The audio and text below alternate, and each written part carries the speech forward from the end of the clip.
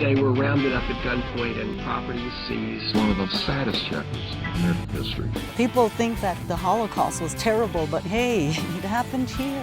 We suffered what they call historic trauma. Absolutely. And that's what it is. Centuries Genocide. The Europeans came over, driven by manifest destiny, and they got everything. But they missed everything. There are all these dudes running around with shotguns and clubs, man, saying, don't move, don't move. What had started as a symbolic invasion of a small band of Indians who vowed to hold Alcatraz forever was ended here today. When they start kicking you around, you just got to learn to bandage up the bruises, see, so you can stand up again. And when America has violated every treaty law that it has made with the native peoples, then it can be nothing but a genocidal practice and behavior. If treaty laws were made to be the law, then that means these states, they could write new legal jurisdictions. They could create new tax systems. They could create whole new patterns and communities and ways of living. Being chased into the path of that shadow train, following after anywhere weaved has ever been. It's all been a trail of tears. This trail of tears bleeding through history like jagged stains. There's this huge portion of our people that are still facing and living with the effects of the process of colonization. And some of those effects are alcoholism, being delegated to reservations that may not have economic development. Thereby, people have to leave their communities to seek resources and livelihood. If you're pushed to the outskirts of society and you're treated like the lowest people, then that's something that proliferates that kind of thing. You know what I mean? It's a thought, it's a mindset.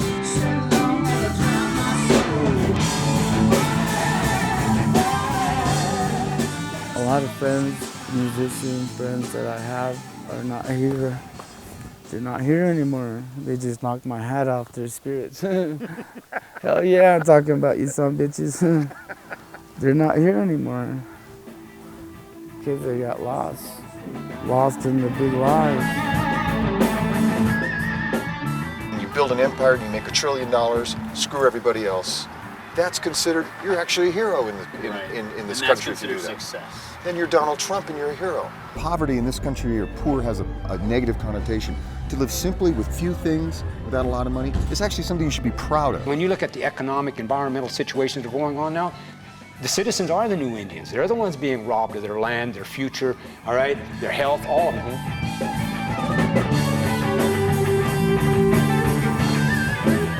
Our idea was to utilize Native American reservations and pueblos to explore a better way forward. And what's nice about the pueblos is they're condensed areas where we can actually come in and perhaps build small power grids with, 4 houses on solar panels with some turbines. If we find 6 places in the western United States on reservations and pueblos that could use something specific, like a community center here, and something else somewhere else, and we're going to focus like a laser on those things and try to make those things happen. And really why we're doing this is to educate people and give people hope and to actually give them tools and ways to do it instead of just complaining about it. Hey, Matt. Hey, George. We're trying to help Native American kids pursue their musical dreams. We're opening up a community center on the Navajo Reservation, and we're donating equipment for the kids. We're hoping to beg, borrow, and steal. And we're just wondering, what do you make here? We make guitars. Guitars? They love guitars. 1,500 miles from now, these will be in the proper hands. Yes. That's a drum kit courtesy of Yamaha. So these instruments are basically all of yours, and you guys are going to communally use them. So if someone wants to play drums, there's a drum set here now, We can't give them to everybody. We don't want to leave anybody out, so we want to include everybody. It's all about self-worth. That's success right there. Not money, not wealth. Self-worth. It's been a trial of tears. We know what happened in the past. We know what we've been subject to. Young people want to do something else. They don't want to hear about the tear-jerking stories of the past. We can do it all. We're healthy. We're smart. We have what everybody else has. We just have to recognize it within ourselves. Keeping dreams and prayers alive. We endure.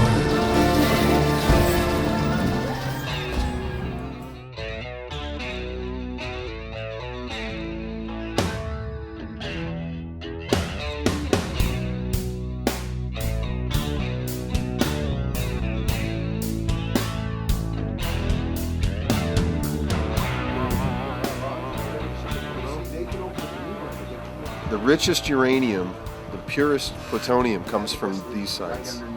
Right underneath the ground we're sitting. This village right here, where we're standing, they wanted to move the village. They wanted to get rid of us and move us up on top. But we have our shrines here from the beginning of time. A couple of famous bombs came out of here. Oh yeah, Fat Man and Little Boy. What'd they use those for again? Nagasaki and Hiroshima. This is where the main flow, the main flow of water that comes through right here through the village. Right through here. That was all farming area. This is all the Jackpile mine site. Yeah, that's the mine site. These are the open pits. The yellows are open pits. The blue are the pro ore stockpiles. And then these red ones are the waste dumps. Very ironic that it's one of the most beautiful places in the world is surrounded by all this poisonous stuff just to create wealth for a few people. They just put a Band-Aid over it. Today I'm going to take you guys to a real cool spot up on the mesa over here where the serpent was woken. There's no sign on this place. It's a military facility that was opened about a couple of years ago. This is the old Jackpile uranium mine. It's been closed since 1982. They had some reclamation here, but there's a lot of stuff going on that they're not telling the people, and we're here to find out what's up. And I was wondering who those fucking government fuckers are right there. How's that? Wow. I know. What's up with this? If they make it right, we can't go down there. We're going down to the bottom of the uranium mine. Going into the pit? Yeah, we're going right now. Damn. We gotta do this sort of clandestinely. Yeah, we're going down there. Yeah. Just kind of keep that camera down right here, Duck. Just like, yeah, keep it down. Yeah, we're gonna drop down here. This is the shell of the serpent that was woken up during the heyday of the uranium industry in this area. So all the hottest plutonium you can get on planet Earth comes from right here where we're going. I hear somebody coming. Yeah. We're gonna have to drop in here somehow. Oh shit, dude. Serious? Yeah, well, this is where it's at. Fuck. Yeah, this is kind of a heavy thing to do, but we're gonna do it. Cause you guys need to see this right here, brothers. Follow me.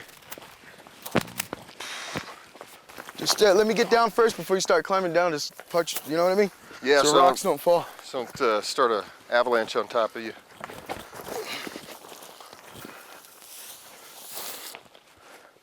Yeah, there's bears and bobcats and mountain lions around here too, so if you see one, just wink at them or give them a smile. What I do, I just greet them all, you know? Eat or be eaten.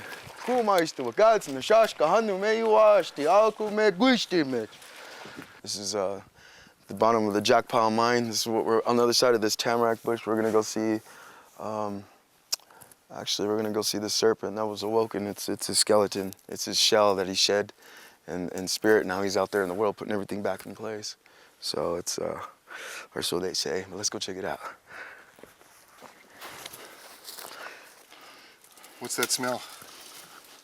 It might be a little kitty cat piss or an elk. When you say a little kitty cat, like little bobcats. you mean a big kitty cat? Yeah, there's some big ones. All of it. If you see a mountain lion, you're lucky.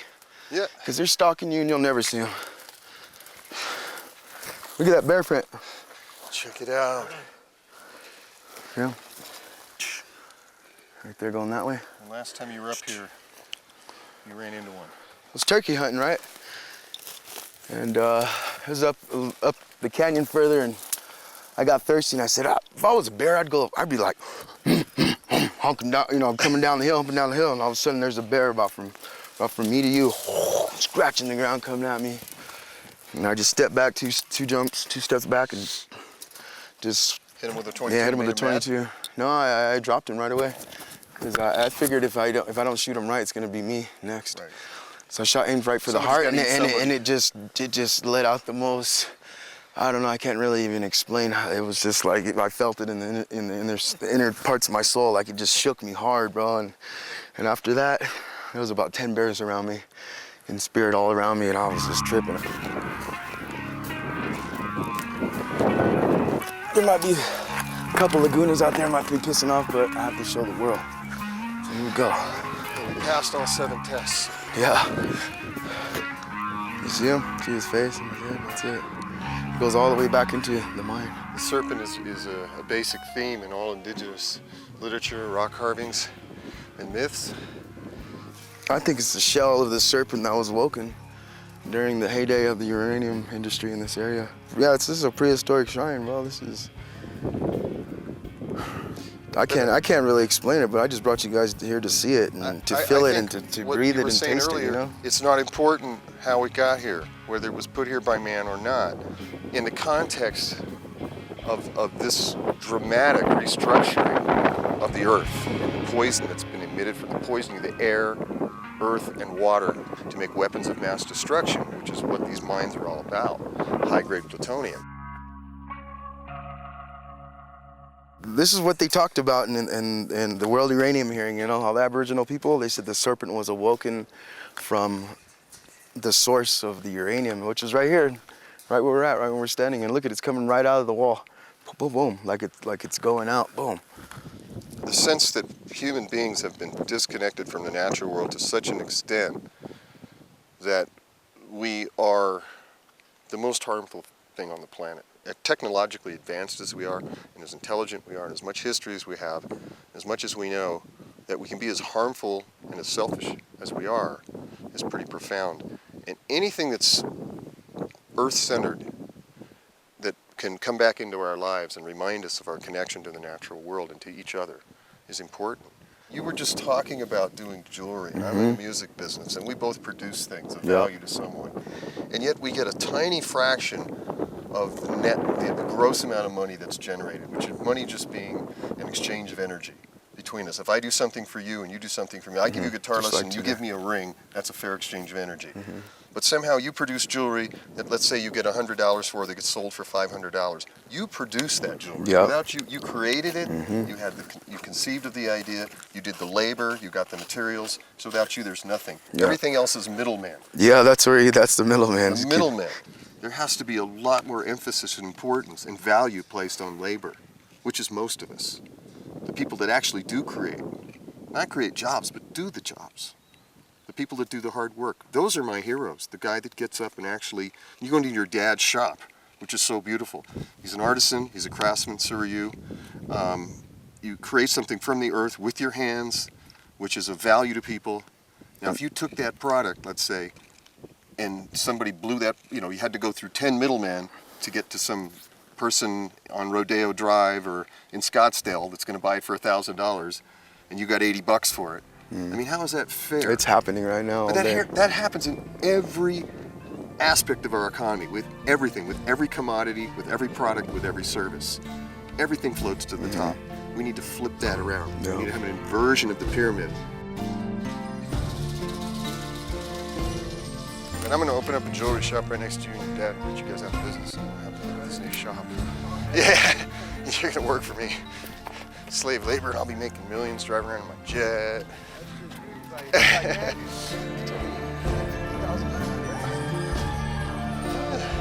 I'm like,